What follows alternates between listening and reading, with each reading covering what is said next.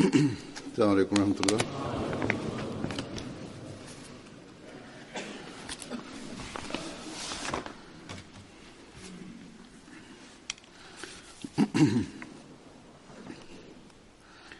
أشهد أن لا إله إلا الله وحده لا شريك له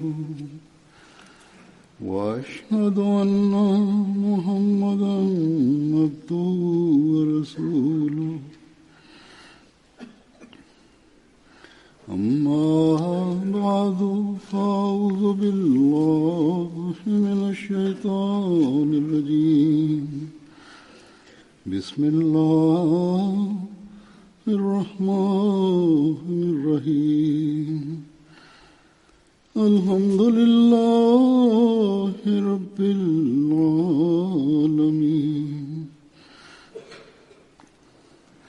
الرحمن الرحيم مالك يوم الدين إياك نعبد وإياك نستعين اهدنا الصراط المستقيم صراط الذين أنعمت عليهم غير المغضوب عليهم ولا الضالين.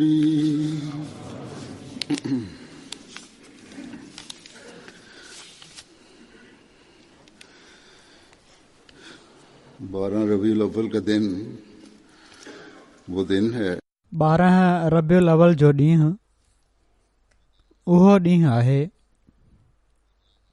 जॾहिं दुनिया में उहो नूर आयो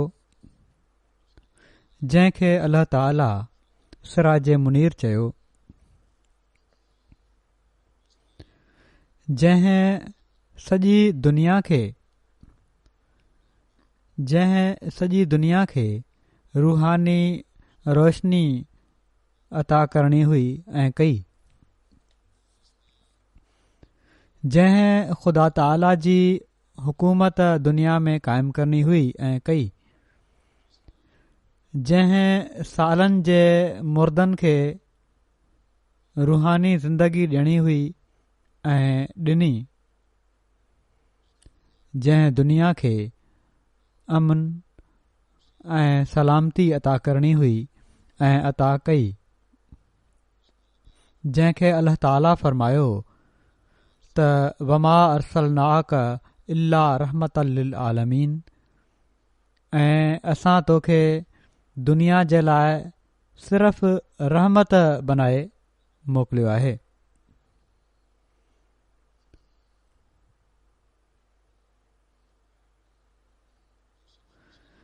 जेका सिर्फ़ इंसाननि जे लाइ न ऐं पर जानवर पखी सभिनी जे लाइ रहमत हो, जेको सिर्फ़ मुसलमाननि जे लाइ न ऐं पर ग़ैर मुस्लिमनि जे लाइ बि रहमत हो ऐं आहे, ऐं जंहिंजी तालीम क़यामत ताईं हर हिक जे लाइ रहमत आहे, जंहिं जे बारे में अल्लाह ताला संदन मञण वारनि खे फरमायो त अल्लाह ताला जे रसूल में तव्हां जे लाइ उसवे हसना आहे।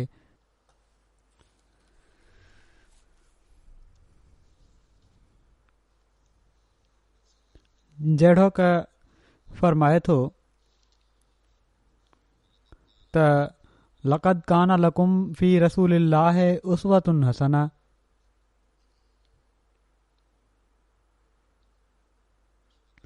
उसवतुन हसनतुल लिमन कान यरजुल्लाह वल यौमल आखिर व ज़करल्लाह कसीरा, त यकीनन तव्हां जे लाइ अल्लाह जे रसूल में नेक नमूनो आहे, हर उन शख़्स जे लाइ जेको अल्लाह ऐं आख़िरत जे ॾींहं जी उमेद रखे थो ऐं तमामु घणो अल्लाह खे यादि करे थो।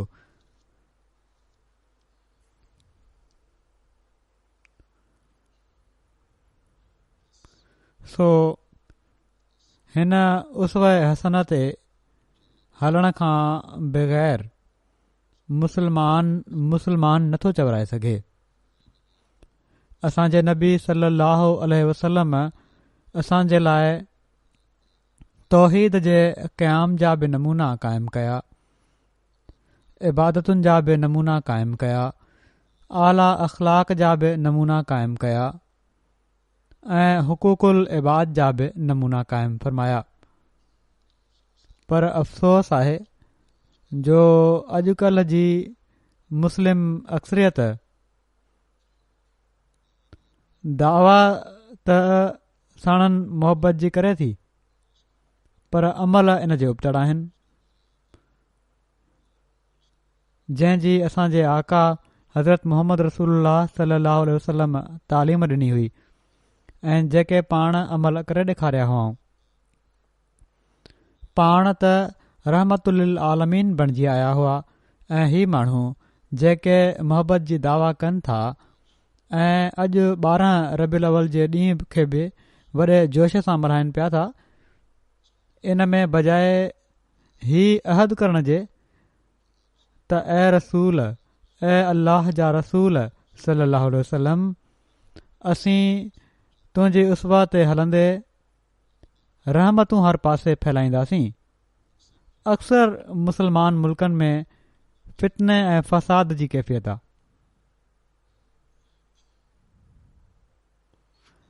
अॼु त हिन ख़ुशीअ जे ॾींहुं हर मुसलमान जे अमल मां ही ज़ाहिर थियणु घुरिजे पियो त असीं जंहिं नबीअ खे मञण वारा आहियूं उहो अमन ऐं सलामतीअ जो बादशाह आहे।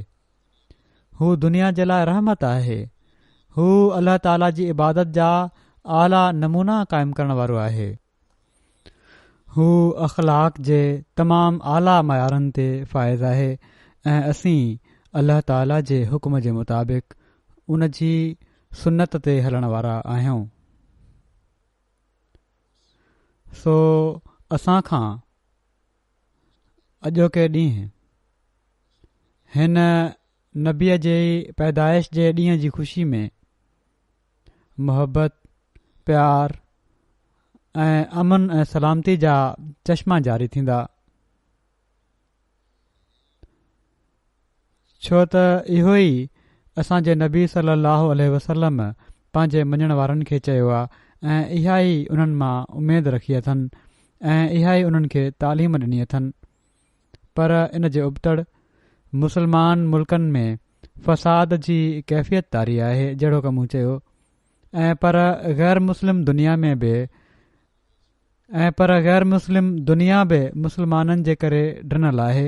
किन जॻहियुनि ते पाकिस्तान में इन ख़ौफ़ विचां त फितने ऐं फ़साद जी बाहि हिकिड़े हंधा ॿिए हंधि न हली वञे, किन शहरनि में अॼु मोबाइल फ़ोन जी सर्विस बंदि कई वई आहे।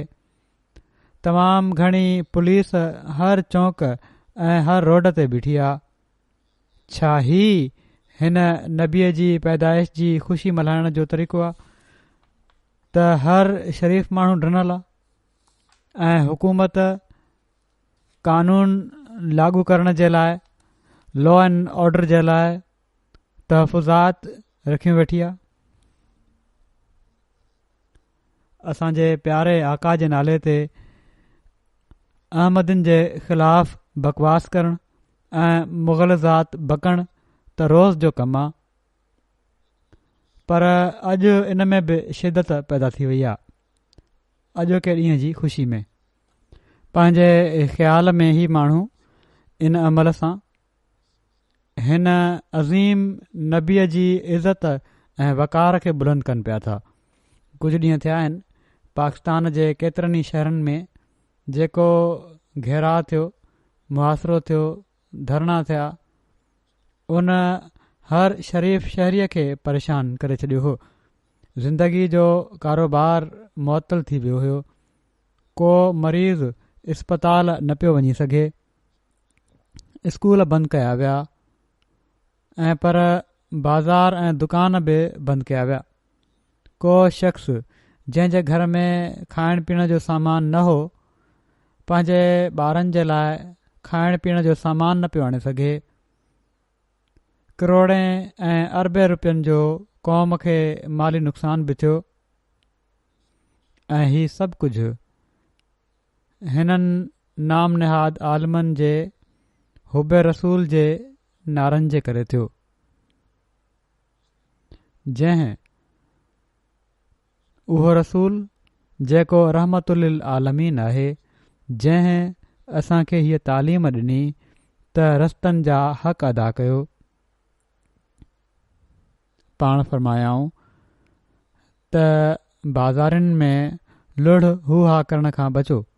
पाण फरमायाऊं त रस्तनि में वेहण खां बचो। जॾहिं असाबनि चयो त असीं वेहण ते मजबूर आहियूं, छो त उन ज़माने में कारोबारी जॻहियूं त हूंदियूं कोन हुयूं, दफ़्तर हूंदा न हुआ त उते वेही कारोबारी मामला तइ कनि, तंहिं करे बाज़ारनि में वेही रस्तनि में वेही तइ कया वेंदा हुआ। पाण इन ॻाल्हि खे ॿुधी फरमायाऊं त पोइ रस्तनि जा हक़ अदा कयो। जॾहिं अर्ज़ु कयो वियो त या रसूलल्लाह, रस्तनि जा हक़ कहिड़ा आहिनि, त पाण सॻोरन सल्लल्लाहु अलैहि वसल्लम फरमायो त नज़रूं हेठि रखंदा कयो, तकलीफ़ ॾियण खां बचो, छो त हीउ रस्ते जो हक़ आहे। सलाम जो जवाबु ॾियो, छो त हीउ रस्ते जो हक़ आहे। नेक ॻाल्हि जी तलक़ीन कयो ऐं ख़राबु ॻाल्हि खां रोकियो, छो त हीउ रस्ते जो हक़ आहे। पर हीउ माण्हू त नामूस रिसालत जे नाले ते रस्ता बंदि करे माण्हुनि खे तकलीफ़ में विझी रहिया हुआ। इन जे बावजूद ही माण्हू पंहिंजे ख़्याल में दीन जा ठेकेदार आहिनि ऐं पंहिंजी मर्ज़ी जे मयार जे मुताबिक़ जंहिंखे वणेनि काफ़र बणाए छॾनि ऐं जंहिंखे वणेनि मोमिन बणाए छॾनि। बहरहाल हीअ त हिननि जा अमल आहिनि जेके हिननि जे ज़ाती मफ़ादनि खे हासिल करण जे लाइ आहिनि। पाण सॻोरन सल्लल्लाहु अलैहि वसल्लम जी तालीम ऐं संदन उसवे सां हिननि शयुनि जो परे जो बि वास्तो नाहे।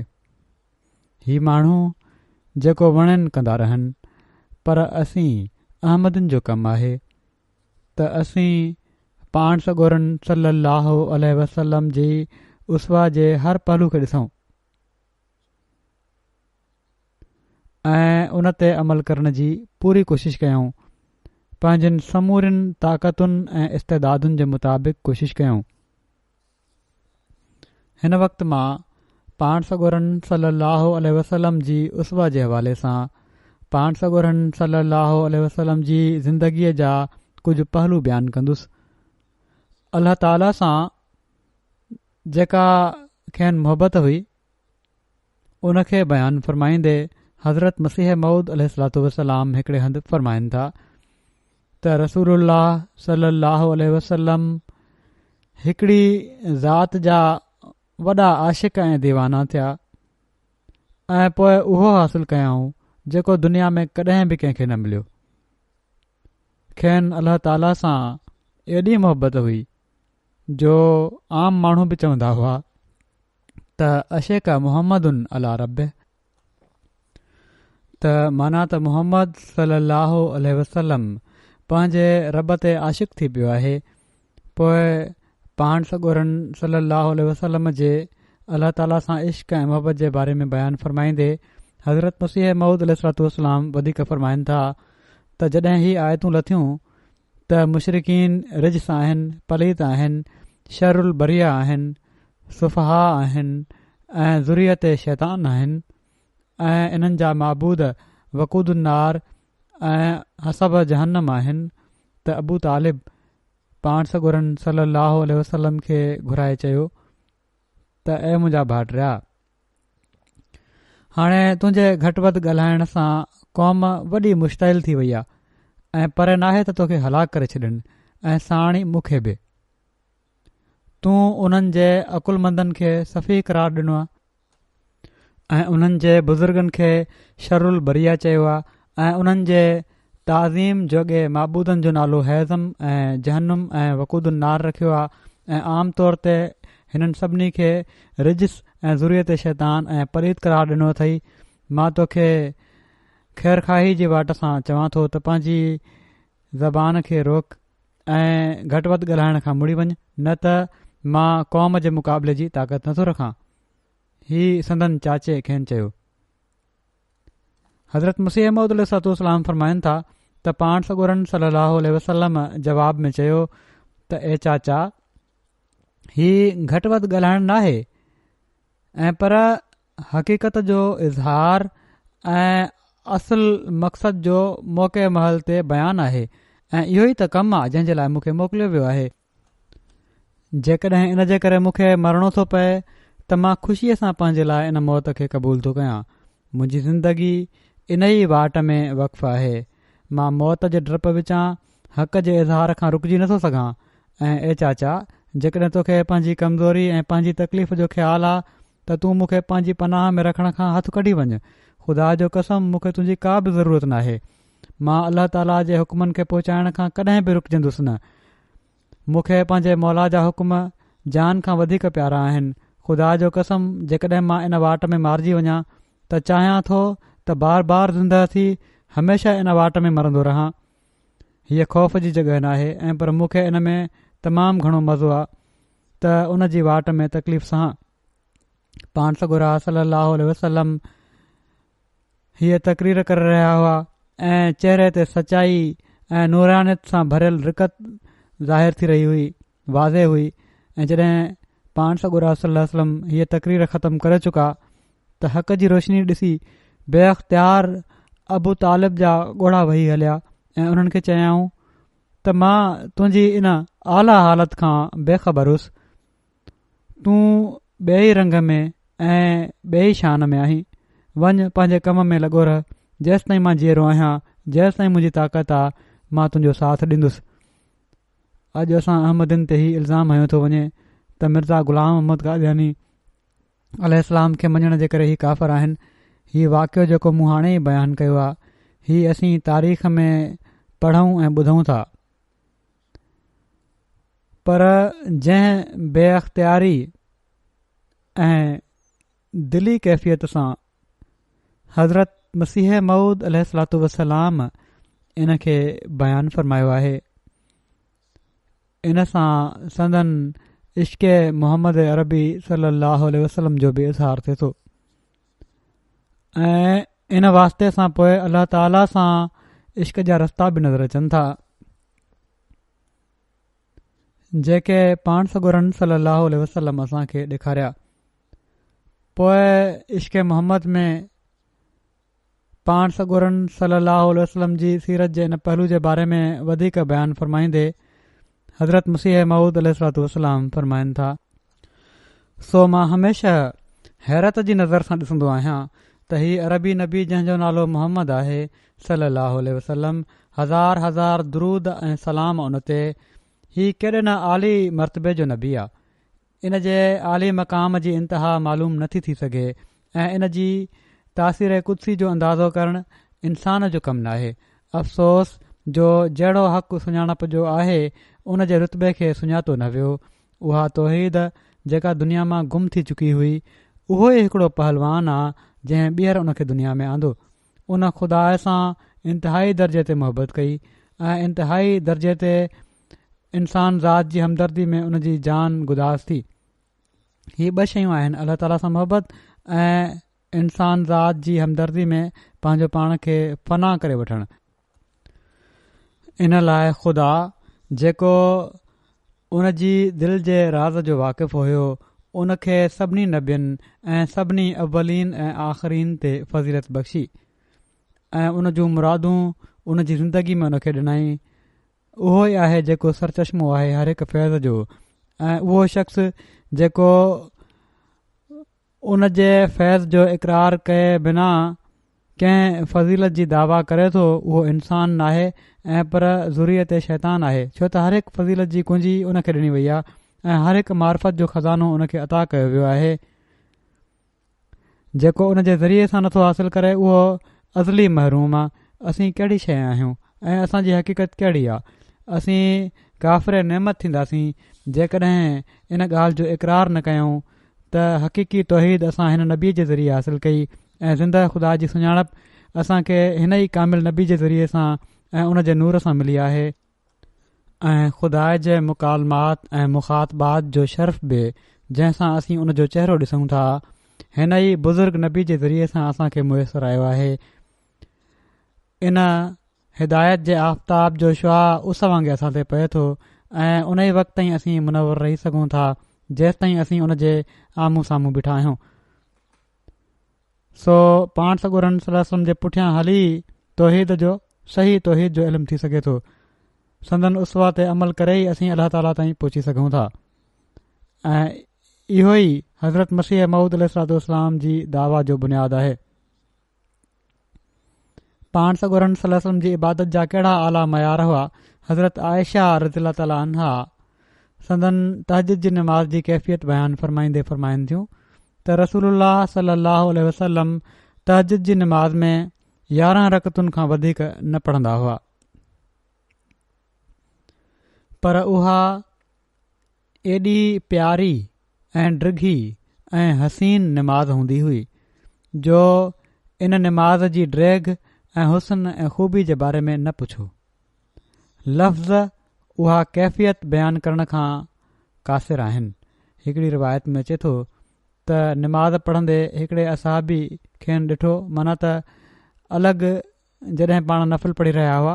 हू चवनि था त उन वक़्तु गिरयोज़ारी जी शिदत सबबि संदन सीने मां अहिड़ा आवाज़ अची रहिया हुआ जीअं चकी हलण जो आवाज़ु हूंदो आहे। या हिकिड़ी रिवायत में हीअ आहे त जहिड़ी तरह पाणीअ जो देगिड़े में उॿरण जो आवाज़ु हूंदो आहे। रिवायतुनि में हीअ बि अचे थो त कॾहिं कॾहिं निमाज़ में बीठे बीठे संदन पेर सुॼी वेंदा हुआ ऐं सुॼी फाटी पवंदा हुआ।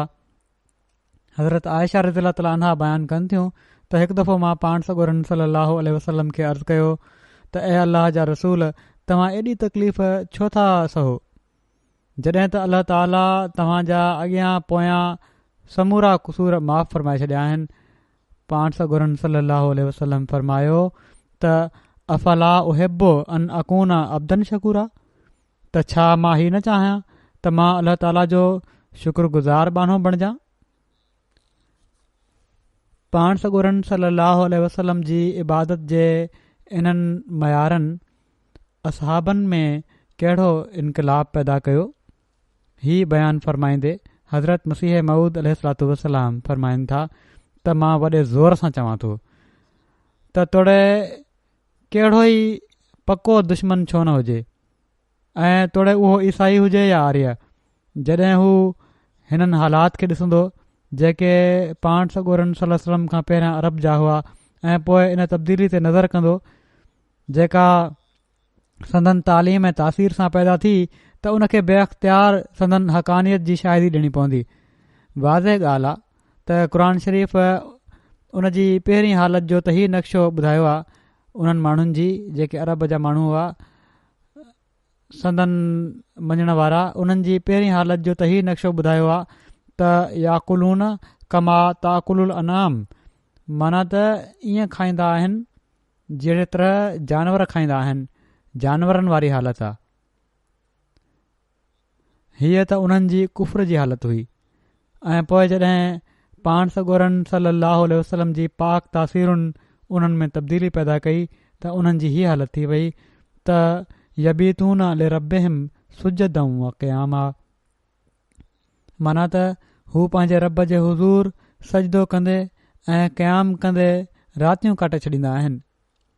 जेका तब्दीली पाण सॻोरन सल्लल्लाहु अलैहि वसल्लम अरब जे वहशिन में कई, पाण फरमाइनि था हज़रत मसीह मऊद अलैहिस्सलाम त जेका तब्दीली पाण सॻोरन सल्लल्लाहु अलैहि वसल्लम अरब जे वहशिन में कई ऐं जंहिं खॾ मां कढी जंहिं बुलंदी ऐं मक़ाम ताईं उन्हनि खे पहुचायाऊं, इन समूरी हालत जे नक्शे खे ॾिसण सां बेअख्तियार थी इंसान रोई थो ॾे त केॾो न अज़ीम शान इनकलाब आहे जेको पाण कयूं। पाण फरमाइनि था त दुनिया जी कंहिं तारीख़ ऐं कंहिं क़ौम में इन जो मिसाल नथो मिली सघे। हीअ सखणी कहाणी न आहे, ही वाक़िया आहिनि जंहिंजी सचाई जो हिकु ज़माने खे एतिराफ़ करणो पियो आहे। सो पहिरियनि सां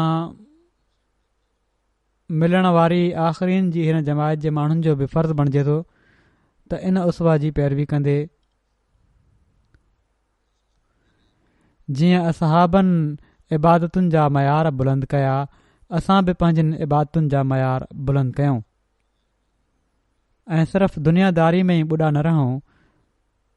ज़ैली तंज़ीमूं ऐं जमायती निज़ाम ही रिपोर्ट ॾींदा आहिनि त हेतिरा सैकड़ो निमाज़ पढ़ण वारा थी विया आहिनि असांजा 40 सैकड़ो 50 सैकड़ो 60 सैकड़ो। असां त जेसिताईं 100 सैकड़ो आबिद पैदा न करे वठूं असांखे सुकून सां वेहण न घुरिजे ऐं सिर्फ़ु निज़ाम न ऐं पर हर शख़्स खे ख़ुदि जाइज़ो वठणु घुरिजे त मां कहिड़ी हालत में आहियां। पोइ सिदक ऐं सचाई में पाण सॻोरनि सल्लल्लाहु अलैहि वसल्लम जी कहिड़ी उसवा हुई। संदन अशद तरीन दुश्मन नज़र बिन हारिस जी शाहिदी ॿुधो। हिकु भेरे कुरैश जा सरदार गॾु थिया जन में अबू जहल ऐं नज़र बिन हारिस बि शामिल हुआ। नबी करीम सल्लल्लाहु अलैहि वसल्लम जे बारे में जॾहिं कंहिं हीउ चयो त उन्हनि खे जादूगर मशहूरु कयो वञे या कूड़ो करार ॾिनो वञे त नज़र बिन हारिस उथी बीठो ऐं चवणु लॻो त ए कुरैश जा गिरोह, अहिड़ो मामिलो तव्हां जे साम्हूं अची वियो आहे जंहिं जे मुक़ाबले जे लाइ तव्हां का तदबीर न आणे सघियो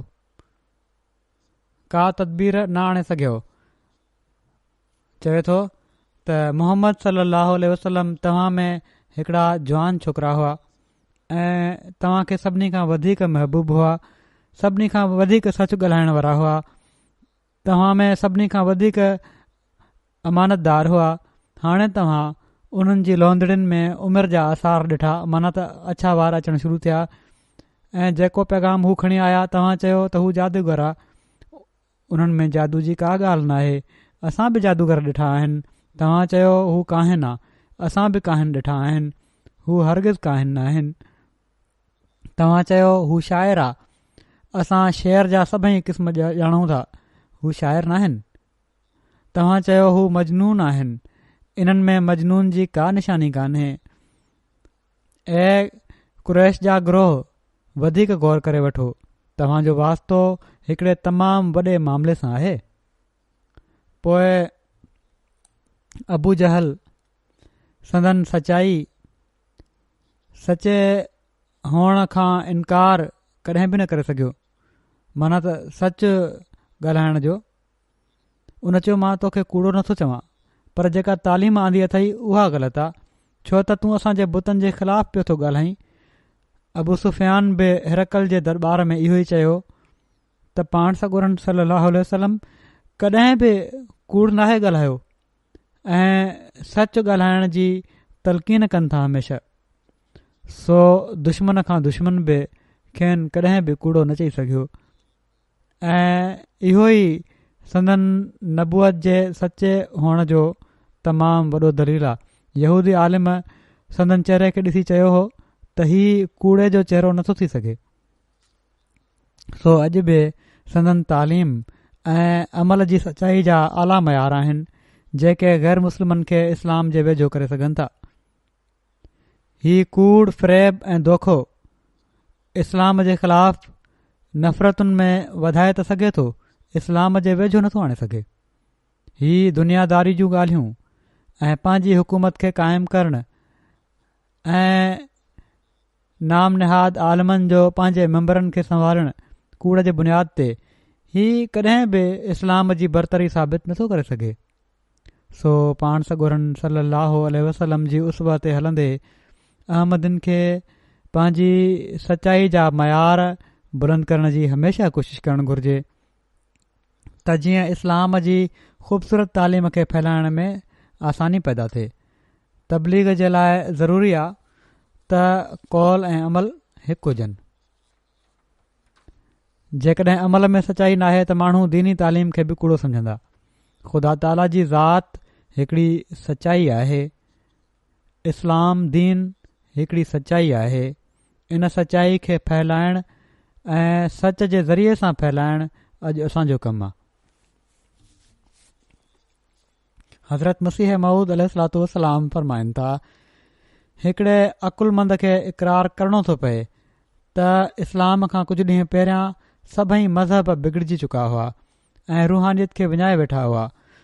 सो असांजा नबी सल्लल्लाहु अलैहि वसल्लम सचाई जे इज़हार जे लाइ हिकिड़ा मुजद्दिद आज़म हुआ, जन गुम थियल सचाई खे ॿीहर दुनिया में आंदो।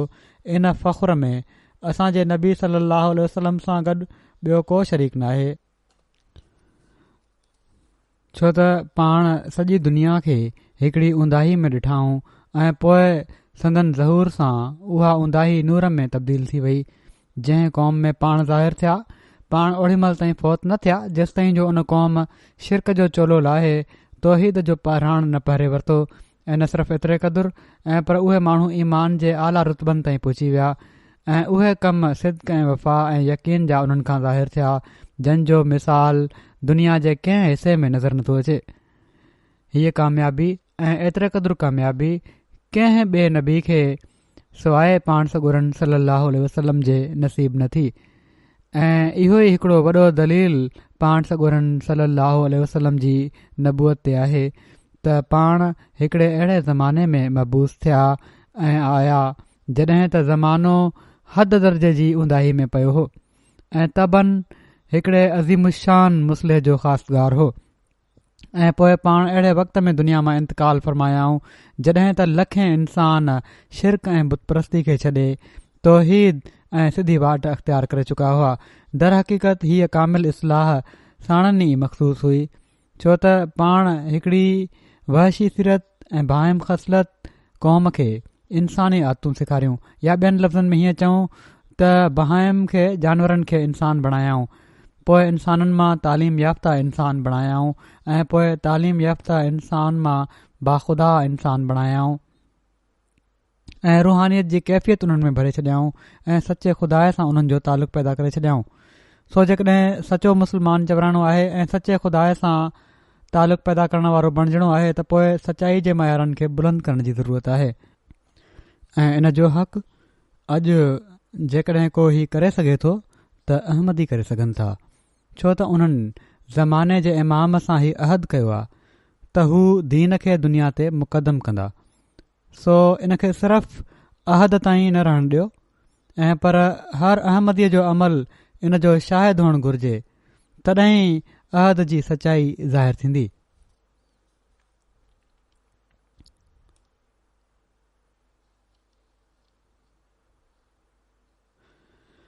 हिकिड़ो अज़ीम ख़ुल्क़ इज़्ज़ ऐं इनकिसार आहे, या चई सघूं था त इज़्ज़ ऐं इनकिसार में बि संदन ख़ुल्क़ पंहिंजनि अज़मतुनि खे पियो छुहे।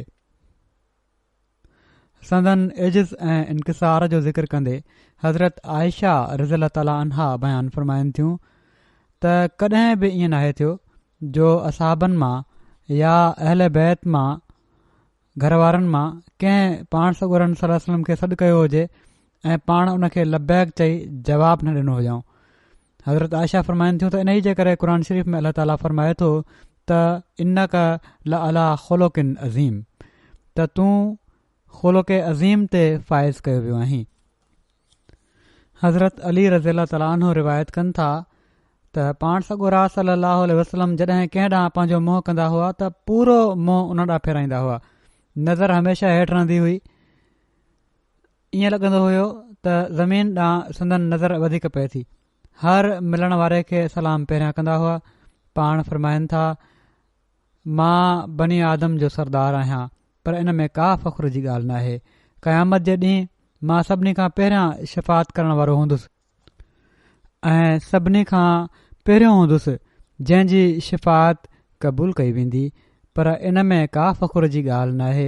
ऐं क़यामत जे ॾींहुं हमद जो झंडो मुंहिंजे हथ में हूंदो, पर इन में को फ़ख्र नाहे। हीअ आजिज़ी जी इंतिहा आहे जेका संदन हर कौल ऐं फ़इल मां ज़ाहिर थिए थी। हज़रत अक़दस मसीह मऊद अलैहिस्सलातु वस्सलाम फ़रमाइनि था त सखणिन वॾाइनि खां ऐं खाम खां जे तकबुर ऐं वॾाई खां पासो करणु घुरिजे। ऐं इनकिसारी ऐं तवाज़ो अख़्तियार करणु घुर्जे। ॾिसो, पाण सॻुरा सलाहु वसलम जेके हक़ीक़त में सभिनी खां वॾा ऐं बुज़ुर्गी जा मुस्तहिक़ हुआ, उन्हनि जे इनकिसार ऐं तवाज़ो जो हिकिड़ो नमूनो क़ुर शरीफ़ में मौजूदु आहे। लिखियलु आहे त हिकिड़ो अंधो पाण सॻुरनि सलाहु वसलम जी ख़िदमत में अची क़ुर शरीफ़ पढ़ंदो हुयो। हिकिड़े ॾींहुं हज़ूर वटि मके जा सरदार ऐं शहर जा रहिस वेठा हुआ ऐं पाण उन्हनि सां ॻाल्हियुनि में मशगूल हुआ। ॻाल्हियुनि में मसरूफ़ियत जे करे कुझु देर थी वञण जे करे उहो नाबीनो उथी हलियो वियो। हीअ हिकिड़ी मामूली ॻाल्हि हुई। अल्लाह ताला इन जे बारे में सूरत नाज़िल फ़रमाए छॾी। इन ते पाण सॻुरा सलाहु वसलम उन जे घर विया ऐं उन खे साण वठी अचे पंहिंजी चादर मुबारक विछाए विहारियऊं। हज़रत मसीह मऊद अलैहिस्सलाम फ़रमाइनि था त असुलु ॻाल्हि हीअ आहे त जिन माण्हुनि जी दिलनि में अल्लाह ताला जी अज़मत हूंदी आहे, उन्हनि खे लाज़मन ख़ाकसार ऐं मुतवाज़े बणिजणो ई पवंदो आहे, छो त हू ख़ुदा ताला जी बेनियाज़ी खां हमेशह डिॼंदा ऐं ॾकंदा रहंदा आहिनि। पाण फ़रमाइनि था त जहिड़ी तरह अल्लाह ताला नुक़्ता नवाज़ आहे, अहिड़ी तरह नुक़्तागीर बि आहे। जेकॾहिं कंहिं हरकत ते नाराज़ थी वञे त घड़ीअ में सॼो कारखानो ख़तमु। सो घुर्जे त इन्हनि ॻाल्हियुनि ते ग़ौर कयो ऐं इन्हनि खे यादि रखो ऐं अमल कयो। संदन सीरत जो ऐं उसवा जो मज़मून त न ख़तमु थियण वारो मज़मून आहे। हर ख़ुल्क़ में संदन अज़ीम नमूनो आहे ऐं छो न हुजे। पाण हिकिड़ा अज़ीम मुअल्लिम आहिनि ऐं मुअल्लिम अख़लाक़ आहिनि। जेकॾहिं को ख़राब बि आहे जेको वटनि आयो त पाण उन सां बि अख़लाक़ सां पेश आया। जीअं त हज़रत आयशा रज़ी अल्लाह ताला अन्हा रिवायत कनि थियूं त हिकिड़े शख़्स पाण सॻुरनि सलाहु वसलम वटि अचण जी इजाज़त घुरी। पाण सॻुरनि सलाहु वसलम उन खे ॾिसी फ़रमायो त हीउ पंहिंजे घर में तमामु ई ख़राब भाउ आहे, मतिलबु वर्ता सुठो नाहे पंहिंजे भाउ जी हैसियत सां, ऐं पंहिंजे ख़ानदान जो तमामु ई ख़राब पुटु आहे। जॾहिं हू अची वेही रहियो त पाण सॻुरनि सलाहु वसलम तमामु खुलियल दिलि जो मुज़ाहिरो कंदे उन सां तमामु सुठे अख़लाक सां ॻाल्हियूं कयूं। बावजूदि इन जे जो हू ख़राब भाउ हुयो ऐं ख़राब पुटु हुयो ऐं उन में बद अख़लाक़ियूं हुयूं। पाण उन सां तमामु सुठे अख़लाक सां ॻाल्हि ॿोल फ़रमाई। जॾहिं हू हलियो वियो त हज़रत आयशा रज़ी अल्लाह ताला अन्हा पुछियो त ए अल्लाह जा रसूल, जॾहिं तव्हां उन खे ॾिठो त तव्हां उन जे बारे में फलाणी फलाणी ॻाल्हि कई हुई ऐं पोइ उन सां ॻाल्हि ॿोल जे दौरान तव्हां वॾे खिल मुखाई जो मुज़ाहिरो फ़रमायो, सुठे अख़लाक जो मुज़ाहिरो फ़रमायो। पाण सॻुरनि सलाहु वसलम फ़रमायो, आयशा तूं मूंखे कॾहिं बदज़ुबानी कंदे ॾिठो आहे? यकीननि सभिनी खां ख़राब माण्हू अल्लाह ताला जे वेझो क़यामत जे ॾींहुं उहो हूंदो। पाण फ़रमाइनि था त यकीननि सभिनी खां ख़राब माण्हू अल्लाह ताला जे वेझो क़यामत जे ॾींहुं उहो हूंदो जंहिंजी बुराई खां डिॼी माण्हू उन सां मिलणु छॾे ॾियनि। जॾहिं पाण सॻुरनि सलाहु वसलम खां हिकिड़े मौक़े ते पुछियो वियो त या रसूलल्लाह मूंखे कीअं ख़बर पए त मां सुठो पियो थो कयां या ख़राब पियो थो कयां? पाण सॻुरनि सलाहु वसलम फ़रमायो त जॾहिं तूं पंहिंजे पाड़ेसरीअ खे हीउ चवंदे ॿुधी त तूं सुठो आहीं त सम्झ त तुंहिंजो तर्ज़ अमल सुठो आहे, ऐं जॾहिं पाड़ेसरी चए त तूं ख़राबु आहीं ऐं तुंहिंजो रवैयो ख़राबु आहे त पोइ सम्झी वठि त तूं ख़राबु आहीं ऐं तुंहिंजो रवैयो जेको आहे उहो सही नाहे। सो पंहिंजा अख़लाक बहरहाल हर हाल में सुठा रखण जी ज़रूरत आहे ऐं इहो ई अॼु हिकिड़े अहमदीअ जो कमु हुअणु घुर्जे। अॼु मुस्लमाननि में जेके फितना आहिनि, फ़साद आहिनि, उन्हनि जो बुनियादी सबबु ई इहो आहे त अख़लाक जा मयार किरी पिया आहिनि। पाण सॻुरनि सलाहु वसलम जी उसवा खे माण्हू विसारे वेठा आहिनि ऐं सिर्फ़ु ज़बानी दावाऊं आहिनि। पाण सॻुरनि सलाहु वसलम जे कामिल नमूने जो ज़िक्र कंदे हिकिड़े हंधि हज़रत मसीह मऊद अलैहिस्सलाम फ़रमाइनि था त रसूलुल्लाह सलाहु वसलम सभिनी ॻाल्हियुनि जो नमूनो आहिनि। पाण सॻुरनि सलाहु वसलम जी ज़िंदगी में ॾिसो त पाण औरतुनि सां कहिड़ी मुआशरत कंदा हुआ। फ़रमाइनि था त मुंहिंजे वेझो उहो शख़्स बुज़दिल ऐं नामर्द आहे जेको औरत जे मुक़ाबले में बीहे थो। पाण सॻुरनि सलाहु वसलम जी पाक ज़िंदगी जो मुतालो कयो त जीअं तव्हांखे ख़बर पए त पाण अहिड़ा ख़लीक हुआ। बावजूद ही जो पाण सॻुरा सलम बारोब हुआ, पर जेकॾहिं का ज़ईफ़ा औरत बि खेनि बीहारींदी हुई त पाण उन वक़्त ताईं बीठा हूंदा हुआ जेसि ताईं जो हू इजाज़त न ॾेई छॾे। पाण सॻुरा सलम सौदा पाण ख़रीद करे आणींदा हुआ। हिकु भेरे पाण कुझु ख़रीद कयाऊं। हिकिड़े असहाबीअ अर्ज़ु कयो त हुज़ूर मूंखे ॾेई छॾियो। पाण सॻुरनि सलाहु वसलम फरमायो त जंहिंजी शइ हुजे उन ई खे खाइणु घुरिजे। इन मां हीउ न आहे, हज़रत मसीह मौद इस्लाम फरमाइनि था त इन मां हीउ न कढणु घुरिजे त पाण काठियुनि जी भरी बि खणी ईंदा हुआ। फरमाइनि था त मक़सदु हिननि वाक़िअनि मां हीउ आहे त संदन सादगी ऐं आला दर्जे जी बेतकल्लुफ़ी जो पतो लॻे थो। पोइ हज़रत मसीह मऊद अलैहिस्सलाम फरमाइनि था त असांजे नबी सलाहु वसलम ॾांहुं ॾिसो त संदन नबूअत जे ज़माने मां 13 साल मुसीबतुनि ऐं तकलीफ़ुनि जा हुआ ऐं 10 साल कुवत ऐं सरबत ऐं हुकूमत जा। मुक़ाबले में केतिरियूं ई क़ौमूं, पहिरियों त पंहिंजी क़ौम हुई, यहूदी हुआ, ईसाई हुआ, बुतपरस्त क़ौमुनि जो गिरोह हुयो, मजूस हुआ वग़ैरह। जन जो कमु छा आहे? बुतपरस्ती, जेको उन्हनि जो हक़ीक़ी खुदा जे एतक़ाद खां वधीक पुख़्तो एतक़ाद ऐं मसलक हुयो। हू को कमु कंदा ई न हुआ जेको इन्हनि बुतनि जी अज़मत जे ख़िलाफ़ु हुजे। शराब खोरी जी एसि ताईं हालति जो ॾींहं में 5 भेरा या 7 भेरा शराब ऐं पर पाणी जे बदिरां शराब खां ई कमु वरितो वेंदो हुयो। हराम खे शीरे मादर सम्झंदा हुआ ऐं क़तुल वग़ैरह त उन्हनि जे वेझो हिकिड़ी गजर मूरी वांगुरु हुयो। मक़सदु सॼी दुनिया जी क़ौमुनि जो निचूड़ ऐं गंदे अक़ीदनि जो अतुर उन्हनि जे हिसे में आयल हुयो। उन क़ौम जी इस्लाह करणु ऐं पोइ उन्हनि खे ठीकु करणु ऐं पोइ उन ते ज़मानो उहो जो हेकला ऐं तनहा बिना कंहिं मदद ऐं सहारे जे घुमनि था, कॾहिं खाइण लाइ मिलियो ऐं कॾहिं बुखिया ई सुम्ही रहिया। जेके 2-3 गॾु माण्हू उन्हनि सां बि रोज़ तादी थी थिए। माना त मके में तमामु ख़राबु हालात हुआ, बुखनि ताईं ॻाल्हि पहुचंदी हुई ऐं जेके साथी हुआ मुस्लमान थियण वारा हुआ उन्हनि खे बि रोज़ मार पवंदी हुई।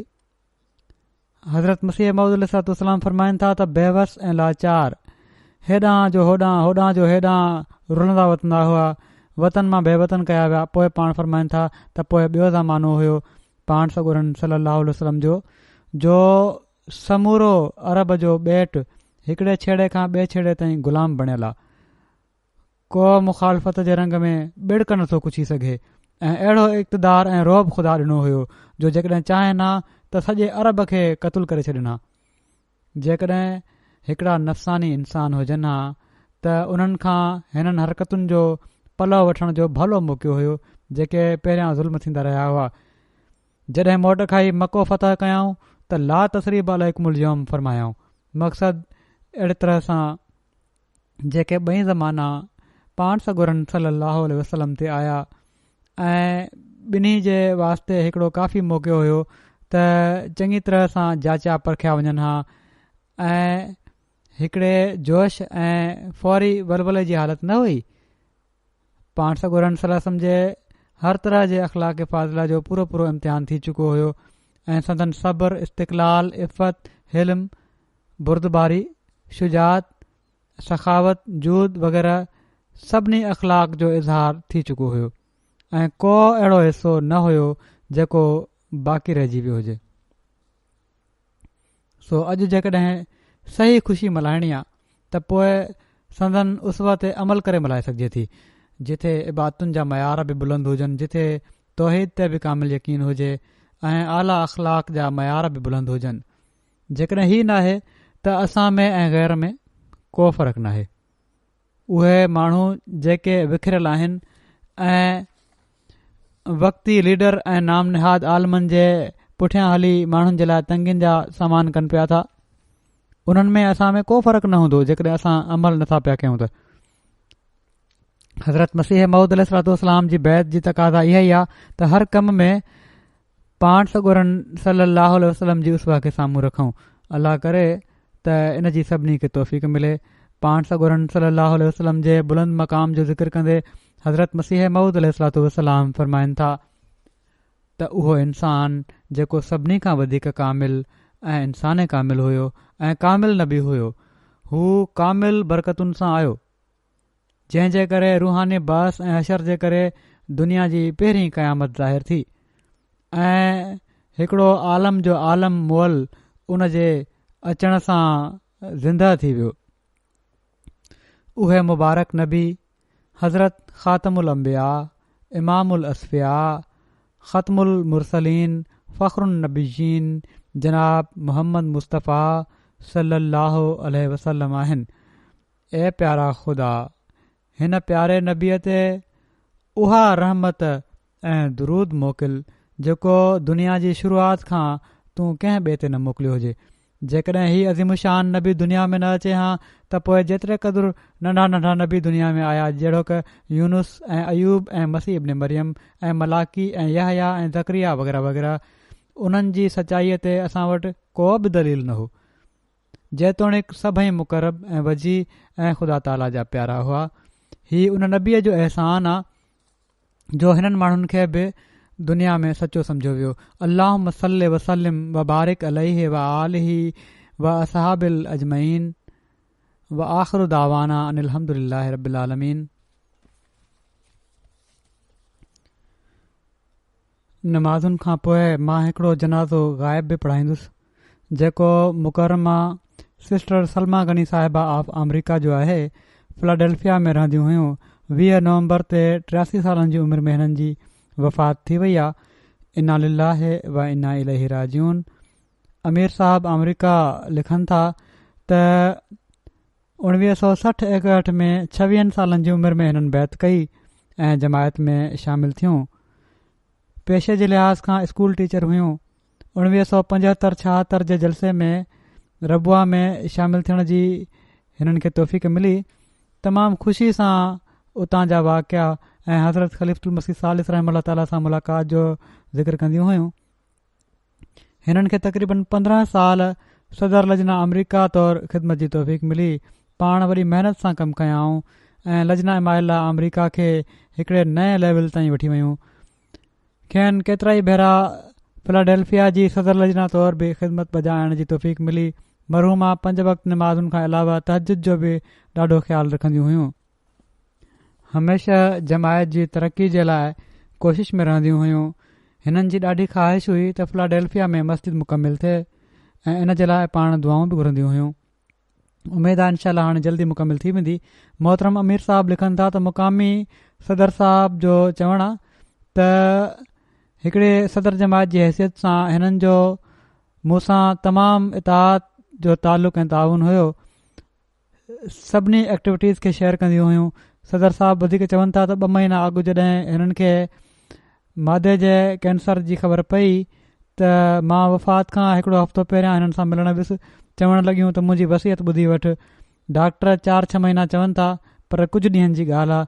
जनाज़ो तोखे पढ़ाइणो आहे, 3 ॾींहंनि खां वधीक इंतज़ारु नाहे करिणो। वुलिंग बारो जी मस्जिद में जनाज़ो थींदो। क़बर जो बंदोबस्तु फिलाडेल्फिया में थी चुको आहे। मरहूमा जी का औलाद न हुई। संदन ख़ानदान में को अहमदी या मुसलमान बि न हुयो, पर हिननि जो भेण भाउरनि सां ॿिया जेके हुआ वर्ता तमामु भलो हुयो। सदर लजना अमरीका लिखनि थियूं त हिननि जी तरबियत ईसाई माहौल में थी, पर 15 सालनि जी उमिरि खां ई हिननि जे ज़हन में हज़रत ईसा अलैहिस्सलाम जे सलीबी मौत ऐं ईसाईयत जे ग़लति अक़ीदे कफ़ारे जे बारे में सुवाल उथणु लॻा। पाण हिकिड़े अहिड़े मज़हब जी ॻोल्हा में हुयूं जंहिंसां संदन दिलि ऐं दिमाग़ खे इत्मिनान पहुचे। इन ई ॻोल्हा में उन्हनि कैथोलिकिज़म जो गहरो मुतालियो कयो ऐं ॿियनि मज़हबनि माना त ॿुध मत, हिंदू मत ऐं ईसाईयत जे मुख़्तलिफ़ फ़िरक़नि जे बारे में मालूमात हासिलु कयाऊं। हर मज़हब में सुठी तालीम नज़र आयनि, पर उन्हनि मां को मज़हब संदन घुर्बल उमीदुनि ते पूरो न लथो। जीअं त एतिरे में संदन हिकिड़े दोस्त जंहिं कुझु वक़्तु पहिरियां ई इस्लाम क़बूल कयो हुयो, हिननि खे पम्फलेट ॾिनो जंहिं में लिखियलु हुयो त हज़रत ईसा अलैहिस्सलाम जी वफ़ात सलीब ते नाहे थी। इन पम्फलेट खे ॾिसंदे ई हिननि जूं अखियूं भरिजी आयूं ऐं पाण चयाऊं त मां हिकु भेरो ॿीहर जीअरी थी वई आहियां। ईअं महसूसु पियो थिए त हिकिड़ो हिसो मुंहिंजे वजूद जो केतिरनि ई सालनि खां मुर्दा हुयो। इन पंफलेट में संदन ज़हन में उथण वारनि सभिनी सुवालनि जा जवाब हुआ। उनखां पोइ पाण मस्जिद वयूं ऐं उते मुख़्तलिफ़ किताब ख़रीद कयाऊं, उन्हनि जो मुतालो बि कयाऊं। आख़िरकार पाण अमरीका जे शहर फिलाडेल्फिया में बैत जी सआदत हासिल कयाऊं। पाण पंहिंजी ज़िंदगी जे आख़िरी साह ताईं इन हंधि रहाइश रखियाऊं। हिकु भेरे ॻाल्हि कयाऊं त हीउ उहो ई पंफलेट हुयो जंहिं ते लिखियलु हुयो त हज़रत ईसा जी वफ़ात सलीब ते नाहे थी, जेको मुंहिंजे इस्लाम क़बूल करण जो सबबु बणियो, जो जेको सचो ऐं हक़ीक़ी मज़हब आहे। बतौर अहमदी 54 सालनि जी ज़िंदगी गुज़ारियऊं। इन में पाण जमायत ऐं ख़िलाफ़त अहमदीअ सां इख़लास ऐं वफ़ा ऐं प्यार ऐं मुहबत जो आला तरीन नमूनो क़ाइमु कयाऊं। इताअत में ॿियनि जे लाइ हिकिड़ो मिसाल हुयूं। हज़रत ख़लीफ़ुल मसीह राबे रहमतुल्लाह ताला जे दौर में 15 सालनि ताईं सदर लजना अमरीका तौरु ख़िदमत जी तौफ़ीक़ हासिल कयाऊं। उनखां पोइ बतौर एज़ाज़ी मेंबर लजना ख़िदमत जी तौफ़ीक़ मिलंदी रहनि। खेनि अफ्रीकन ऐं अमरीकन डेस्क जी लजना जी मुशावरती कमेटी जे सदर तौरु बि ख़िदमत जी तौफ़ीक़ मिली। संदन दिलि हर वक़्तु तबलीगी ॻाल्हियुनि ॾांहुं माइल रहंदी हुई। संदन तालुक़ु छो त ईसाई घर सां हुयो, तंहिं करे तमामु आलमाणे अंदाज़ में असराइते तरीक़े सां ईसाइनि खे तबलीग कंदियूं हुयूं। हिननि जी कोशिशुनि जे नतीजे में केतिरनि ई माण्हुनि अहमदियत क़बूल कई ऐं अहिड़ी तरह पाण केतिरनि ई माण्हुनि जी इस्लाह जो ज़रियो बणियूं। हमेशह भाईचारे ऐं प्यार ऐं मुहबत जो वर्ताव करण जी नसीहत कंदियूं हुयूं। गाना ऐं नाइजेरिया जे केतिरनि ई सफ़रनि खां पोइ पाण हर हंधि आंटी सलमा गनी जे नाले सां सुञातियूं वेंदियूं हुयूं। जमायत अमरीका में पाण हमेशह हिकिड़ी तमामु पारसा ऐं परहेज़गार ऐं हरदिल अज़ीज़ ख़ातून तौरु यादि रहंदियूं। अलाह ताला मरहूमा जा दर्जा बुलंद फ़रमाए ऐं हिननि जा बाक़ी जेके हिननि जे ज़रिए सां जेके अहमदी थिया आहिनि, अलाह ताला उन्हनि खे बि सबाते क़दम अता फ़रमाए ऐं अमरीका जमायत खे तौफ़ीक़ ॾे, अमरीकिन खे बि तौफ़ीक़ ॾे त हू इस्लाम जे सही पैगाम खे ॿुधण सम्झण वारा ऐं क़बूल करण वारा थियनि।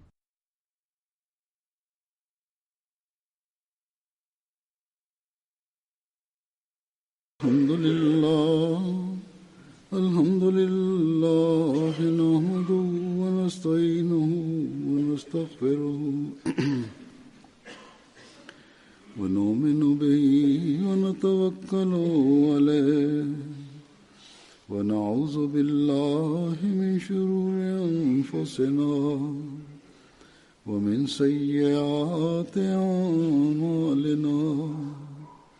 मन यहदिहिल्लाहु फला मुदिल्ल लहु व मन युद्लिल्हु फला हादिय लहु व नशहदु अन ला इलाहा इल्लल्लाह व नशहदु अन्ना मुहम्मदन अब्दुहु व रसूलुहु। इबादल्लाहि रहिमकुमुल्लाह इन्नल्लाह यअमुरु बिल अदलि वल इहसानि व ईताइ ज़िल क़ुर्बा व यन्हा अनिल फ़हशाइ वल मुनकरि वल बग़ि यइज़ुकुम लअल्लकुम तज़क्करून। उज़्कुरुल्लाह यज़्कुरुकुम वदऊहु यस्तजिब लकुम व लज़िक्रुल्लाहि अकबर।